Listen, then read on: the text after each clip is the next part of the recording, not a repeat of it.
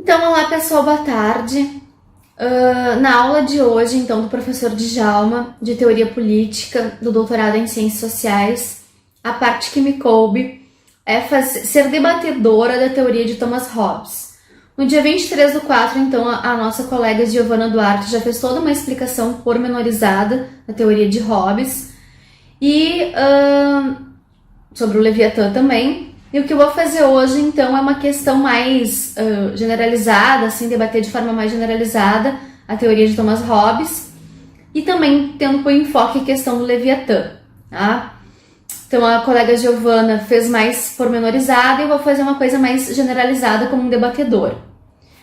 Bom, o que a gente tem que levar em consideração, então? A gente já tinha visto na aula de Maquiavel que a concepção de Estado moderno vai nascer com Maquiavel, né? Ao contrário da maioria dos republicanos pré-modernos.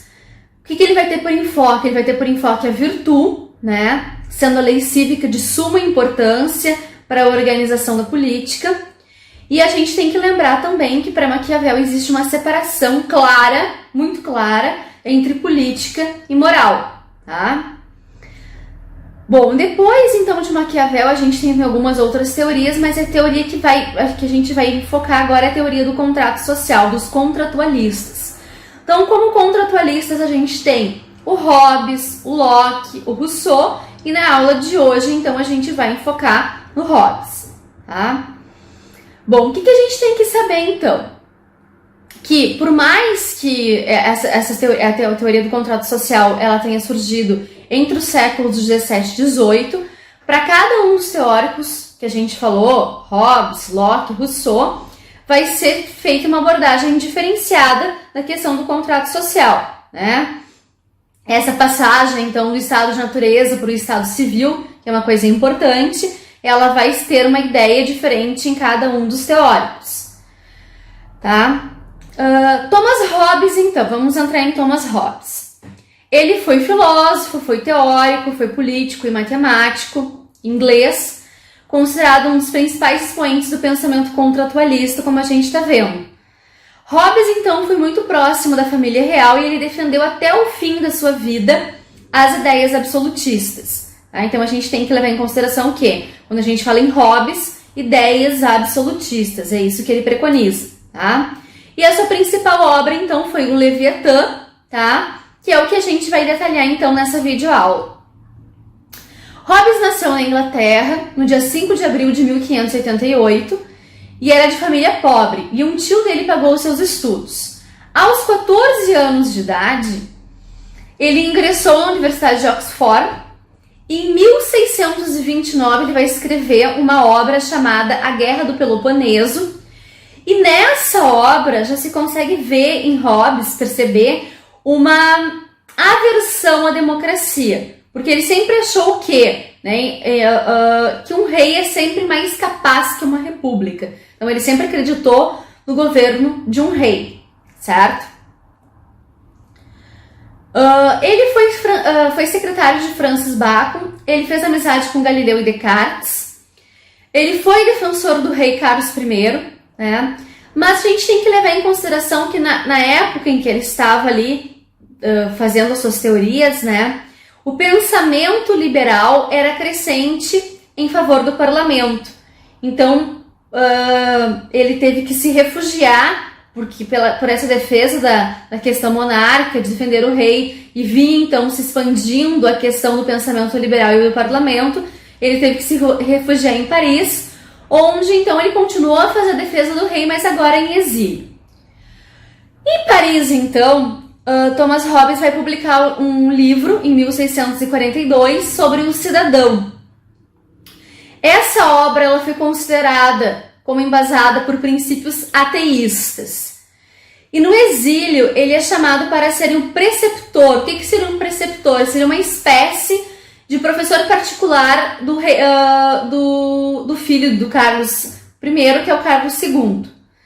Essa ligação com os nobres é bem importante para o Hobbes, porque vai ser essencial para a formação dele, para a formação da sua base teórica política, né?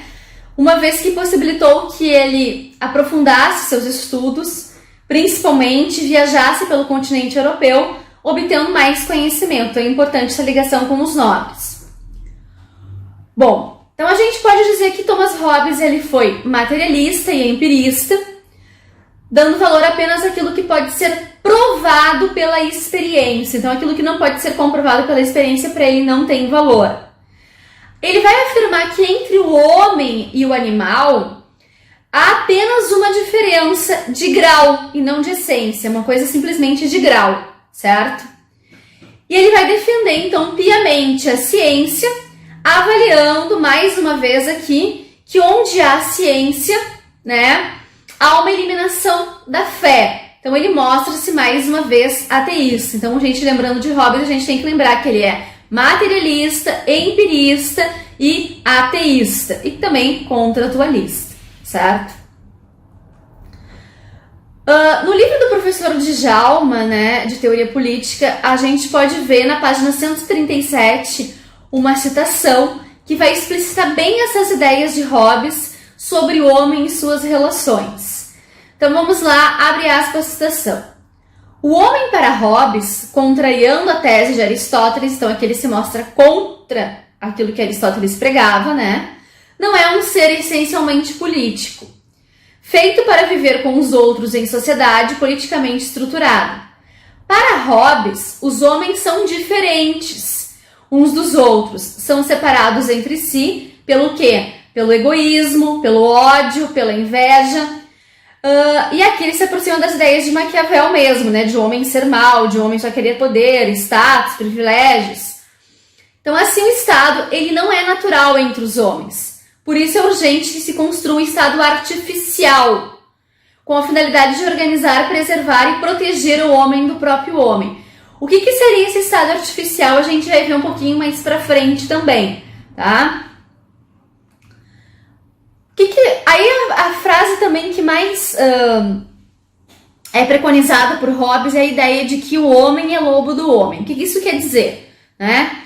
Que o homem é um animal que ameaça a sua própria espécie, ou seja, o homem apresenta uma capacidade destruidora do próprio homem, do próprio ser humano.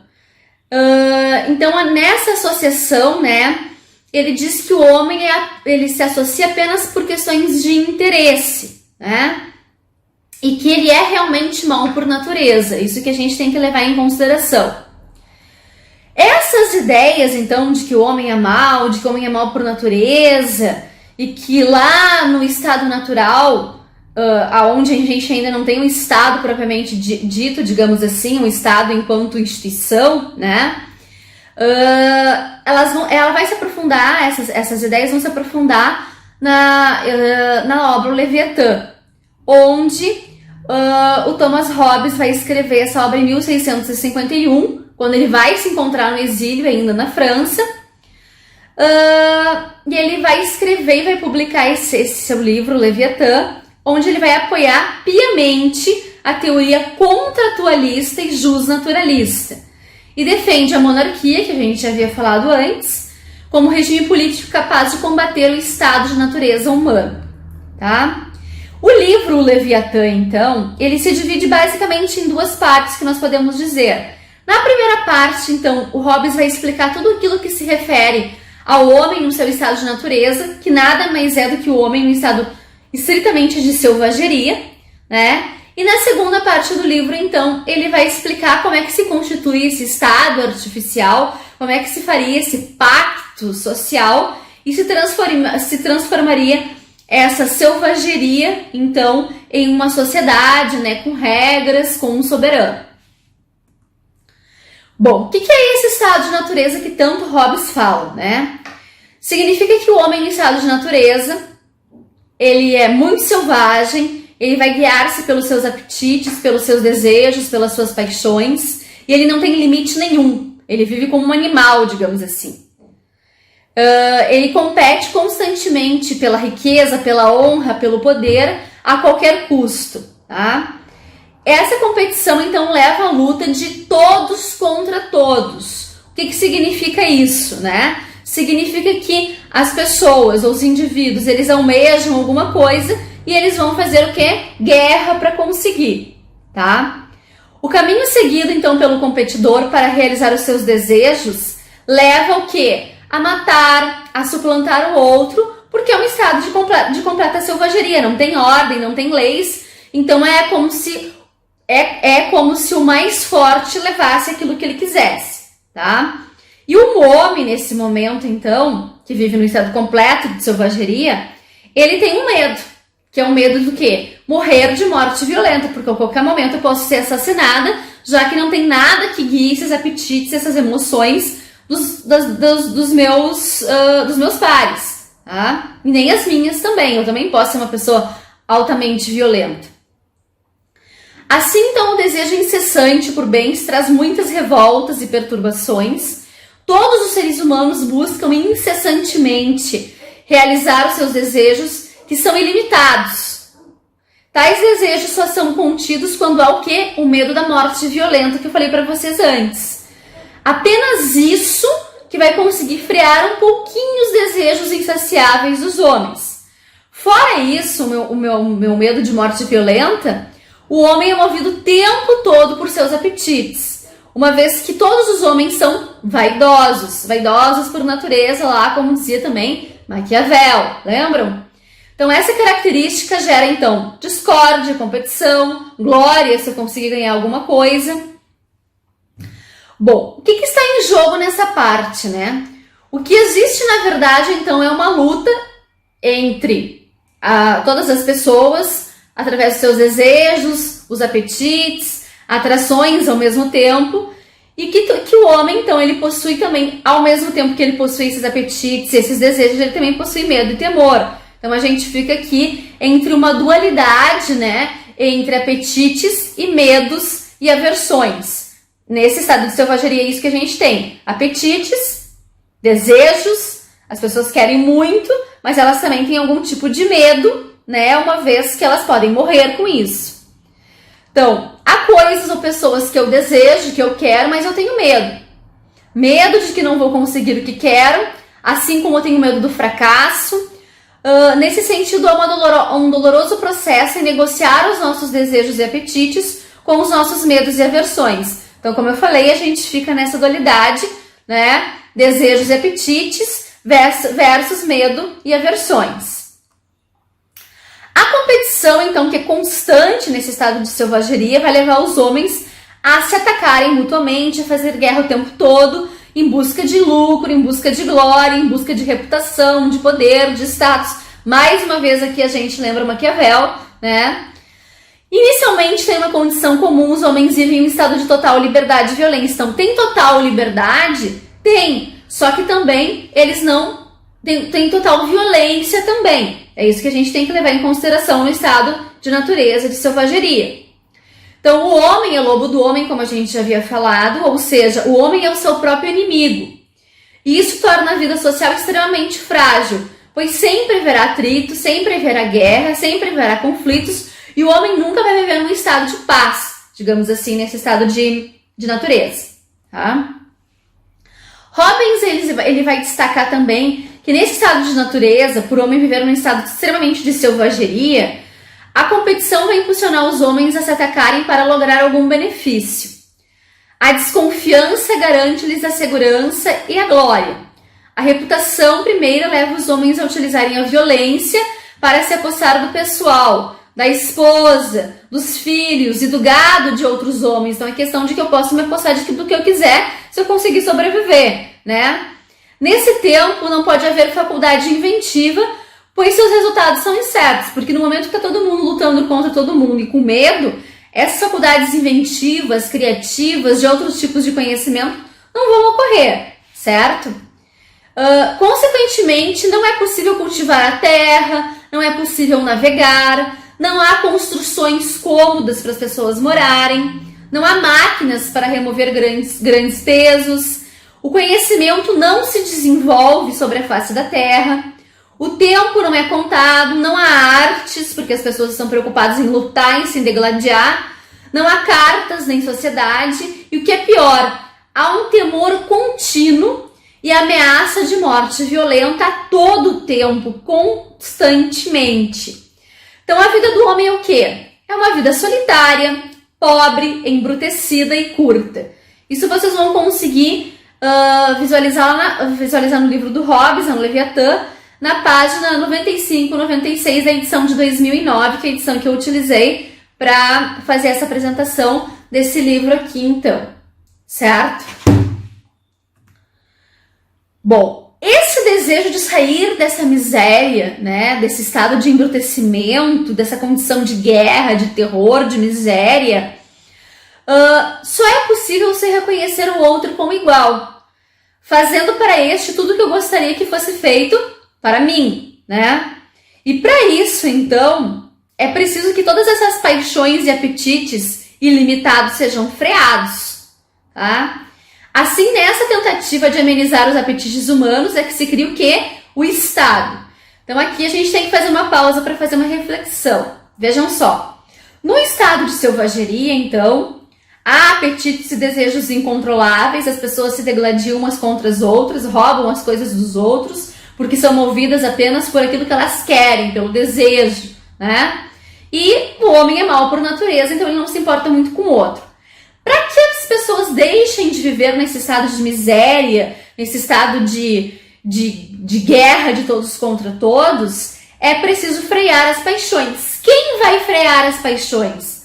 O nascimento, então, do Estado. Como é que surge o Estado? Através de um pacto social que a gente vai ver um pouquinho mais para frente, tá?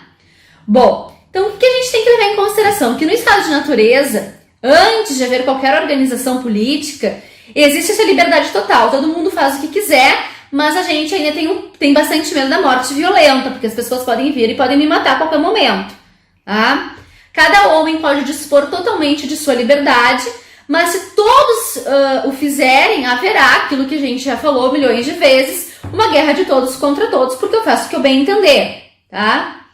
Então, eis aí, por que o surgimento do Estado, né? Por que o surgimento de uma instituição, de um soberano, que vem organizar a sociedade, porque até então não tem uma sociedade organizada, a gente tem um monte de gente lutando, guerreando, mas não tem uma sociedade propriamente dita, digamos assim. Então, para que surge o Estado? Porque as pessoas estão procurando a paz, né? E querem segui-la. 2, elas querem se defender. Chega de guerra de todos contra todos. E 3, elas precisam construir esses pactos, né? Porque o cumprimento desses pactos faz com que se produza justiça, porque até então não tem justiça. Se eu fui roubada, se a minha família foi morta, ninguém tá nem aí pra mim, certo? Então, na citação também recheada do livro do professor que eu citei anteriormente, na página 139, vai explicar exatamente essa relação. Então, a liberdade para Hobbes, fora do Estado, é ilimitada, livre de qualquer princípio moral, humanitário ou ético. Portanto, do mesmo modo como pode vitimar pela sua liberdade, pode também ser vítima, que era aquilo que eu falava para vocês. Eu posso ser a pessoa que vitimiza, né, que faz as coisas erradas, mas eu também posso ser a vítima, certo? O indivíduo está amedrontado a toda hora, pois a qualquer instante ele pode perder o seu bem maior que a vida, então o medo da morte violenta. Existe para Hobbes essa cisão optativa entre a liberdade, que significa uma guerra geral, e a limitação dessa liberdade, né, que significaria então ter paz, segurança, justiça a partir da formação do Estado. Tá? Há para ele, portanto, um estado natural no qual a liberdade é a ausência de oposição, o homem livre é o que não é impedido de fazer a sua vontade, faz tudo o que ele bem entender, mas se a ânsia por liberdade está em cada ser humano, por que limitá-la na Constituição do Estado Civil? Então aqui a gente vai ver por que então constituir o Estado, se todo mundo pode fazer tudo o que quer. A gente já viu antes então que porque o homem então age de forma animalesca, né, de forma selvagem, é preciso então que essa liberdade ela seja limitada, de forma que a guerra de todos contra todos acabe, e aí então eu perco parte dessa minha liberdade, eu cedo ela, parte dessa minha liberdade para um soberano que vai me garantir pelo menos uma morte que não seja violenta, justiça, segurança, etc. Tá? Então, entre a perda de um valor maior que a vida e a limitação da minha liberdade, o que eu vou preferir? Vou preferir que limite a minha liberdade ou que eu perca a vida? Que limite a minha liberdade, obviamente, né? Então, só existe liberdade, segundo Hobbes, dentro do Estado soberano, que era o que a gente estava falando. A liberdade limitada, mas dentro do Estado soberano. Ela acontece na estruturação do Estado como soberano, que vai frear as liberdades de cada um, tá? Isso vocês podem, então, encontrar no livro do professor Djalma, lá nas páginas 139 e 140. Então, por isso que vai, então, nascer o Estado, tá? Para frear essas liberdades, para organizar uma sociedade, para trazer justiça, segurança, paz, terminar com essa guerra de todos contra todos. O Estado nasce, então, de um contrato, tá? Esse contrato, né,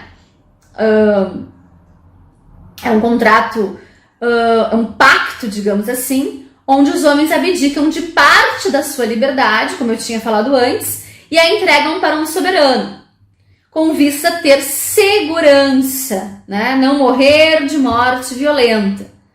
O soberano ele pode ser o único homem ou um grupo de homens, mas a gente sabe que para Hobbes ele prefere que seja um único homem, um soberano só, tá? Então, porque ele acredita que o governo de um único homem é melhor, tá, do que o governo de vários homens. O Estado ele só funciona porque ele é pautado em pactos. Assim, então, por meio do medo das punições advindas das leis do Estado, os homens têm que cumprir as leis. Tá? Se as pessoas elas abrem mão dos seus apetites para poder ter uma vida previsível e não morrer a qualquer momento de morte violenta, o Estado, então, ele tem que fornecer o quê? Segurança para todos os cidadãos, de forma que o homem, né, seja capaz de viver em paz, em segurança e com justiça. Então, se o homem fosse... Aqui o Hobbes faz uma observação, né? Se o homem ele fosse capaz de viver em multidão e em paz, não necessitaria de um Estado. Se ele próprio, o homem, conseguisse segurar, né, ou conseguisse controlar os seus apetites e não fosse naturalmente mal, não precisaria de um Estado. Mas, como ele não consegue viver e todo mundo fica se matando a todo tempo, fica guerreando todo tempo, é necessário sim um pacto que forme um Estado e esse Estado seja soberano e que formule leis para reger a vida social, porque senão as pessoas continuam fazendo aquilo que elas bem entendem e a sociedade não pode funcionar assim, tá? Então, qual é o principal objetivo do Estado, se a gente fosse perguntar agora para Hobbes? É fornecer segurança, fornecer justiça, fornecer proteção, criar leis e regras que regem a vida social e, em caso de descumprimento, obviamente, né, tem-se punições e sanções, tá? Para aqueles que não cumprirem essas regras. Então, Hobbes deixa bem claro que o Estado ele é o único legislador. O cargo ou os cargos legislativos, eles vão sempre existir. Mas os homens podem ser substituídos caso não respondam à sua função. Então, se os homens não conseguirem, de acordo com o cargo que eles estão, fazerem as suas funções determinadas, eles podem ser substituídos. O Estado, então, significa o quê? Um poder central e absoluto. E tem o dever de garantir segurança a todas as pessoas. Todas as pessoas compõem o pacto, né? E a vida em sociedade exige o quê? Renúncias. Eu não posso simplesmente fazer aquilo que eu bem entendia, como eu fazia lá no estado de selvageria. De modo que cada um reconheça no outro um igual por natureza e tenha respeito por aquela outra pessoa. A instituição da sociedade do governo deve dar-se através da delegação de toda a força, como eu falei para vocês, a um só homem, que é o que o Hobbes prefere, né? O qual deverá reduzir todas as diversidades, vontades a uma só. E a partir daí a sociedade se chamará Estado. E esse estado para o Hobbes, ele é o Leviatã. Tá, mas o que é, afinal, né, essa palavra Leviatã? Só para a gente esclarecer um pouquinho mais. Então, daqui um pouquinho a gente vai ver que o Leviatã, ele vai fazer uma analogia, né, com um animal do mar, digamos assim, que controla tudo, e o Estado deveria ser exatamente isso, né, um grande, poderoso, soberano que controla tudo, tá? Então, Thomas Hobbes, ele vai defender o mundo social a partir desse pacto de sobrevivência. Por que as pessoas fazem o pacto? Para conseguir sobreviver à guerra de todos contra todos, da morte violenta, tá? Para evitar essa destruição recíproca, os homens acordam em entregar sua liberdade a um soberano com poderes absolutos em troca de segurança, de justiça, de uma vida previsível, tá? Nesse caso, a competição ao limite e o medo de suas consequências, sobretudo a morte dolorosa, orienta a razão. E aí as pessoas, então, racionalmente, vão escolher fazer esse pacto e precisam desse soberano, certo? Um contrato para constituir um Estado que refreia os lobos, que impeça o egoísmo e a destruição mútua. Para isso que é preciso o contrato e a formação do Estado e ter um soberano, então, que guie essas pessoas que não conseguem, então, frear os seus apetites. O soberano vai frear. Assim nasce o Leviatã, tá? Como a gente tinha falado antes um pouquinho. O que é o Leviatã, então, pessoal? No sentido real, o Leviatã é um monstro marinho descrito no Antigo Testamento, que tem como característica o seu tamanho, sua força imensas, assim, e a ideia de que ele protege as criaturas marinhas menores e mais frágeis. Então essa seria a ideia, comparando, né, o Leviatã do mar e o Leviatã do Thomas Hobbes. Então o Leviatã do Thomas Hobbes também seria uma criatura enorme, grandiosa, né, seria um monstro que é esse Estado soberano, que é esse soberano que vai controlar os apetites e as paixões das pessoas, tá? E vai cuidar dos mais frágeis, digamos assim. Vai proporcionar para as pessoas uma vida previsível, uma morte não violenta, justiça, etc. Tá? Então, o Estado para Hobbes, sob sua forma monárquica, né, seria um Leviatã. Mas lembrem-se que ele prefere a monarquia, né, um só. Esse Leviatã que vai proteger os seres humanos, as criaturas frágeis, da própria maldade humana, porque o homem é naturalmente mau. Não se esquecendo, então, que o Leviatã deveria ser representado por um monarca suficientemente poderoso, capaz de coagir os indivíduos, tá? Sendo assim, o Estado é o quê? Ele é um monstro, tá? Comparado à figura do mar, ali do monstro marinho. Poderoso, que tem liberdade, que oferece segurança, que vai fundir a sociedade e o poder de maneira que um fosse totalmente dependente do outro. E nesse estado, o governante tem poderes absolutos, decidindo o futuro de seus súditos. E afinal, então, o que seria esse contratualismo que tanto Hobbes vai falar? A gente já falou durante o vídeo, né? Mas vamos retomar um pouquinho. Os homens, então, firmariam esse acordo, apoiados à ideia de que sozinhos estariam expostos a toda forma de barbárie, de maldade, contando somente com as suas forças para defender-se de uma humanidade sem regras, na qual cada um poderia proceder frente ao outro da maneira que suas forças permitissem.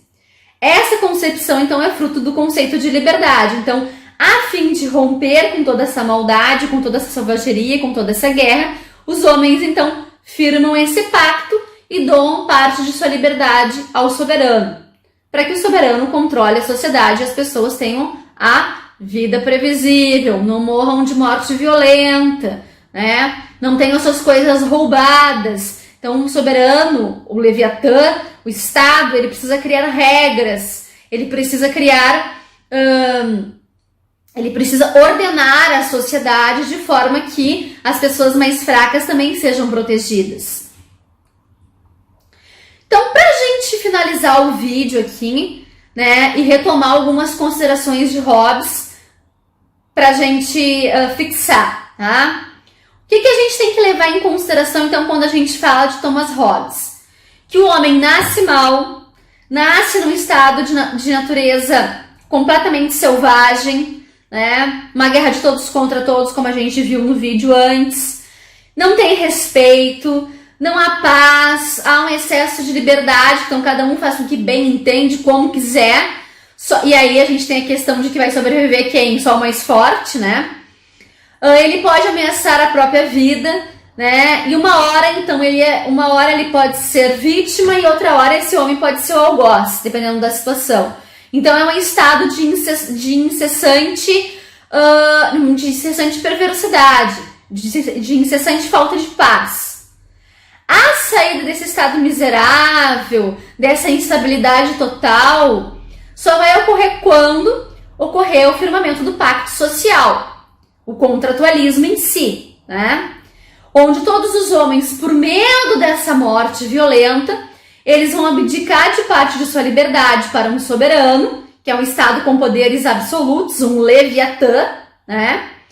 Que deve controlar a vida social com regras e sanções bem definidas, garantindo segurança aos indivíduos que agora não precisam mais temer a morte violenta proveniente de uma guerra de todos contra todos. Então, o Leviatã, o Estado, esse monstro com poderes absolutos, que para Hobbes deve ser o governo de um só homem, né? Ele tem o dever de proteger os indivíduos, e os indivíduos têm o dever de quê? De obedecer, certo?